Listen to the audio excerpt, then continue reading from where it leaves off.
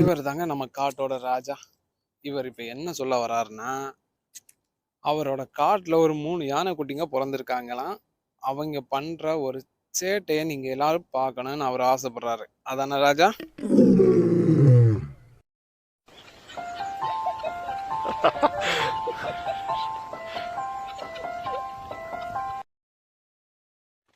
காலை உடிச்சு விட்டாங்க. இந்த ட்ரிப் அடி கொஞ்சம் ஓவரா பேசலாம்.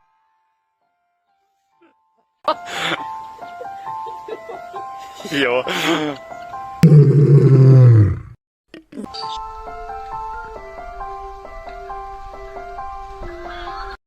ஓவரா கண்ண கட்டுது.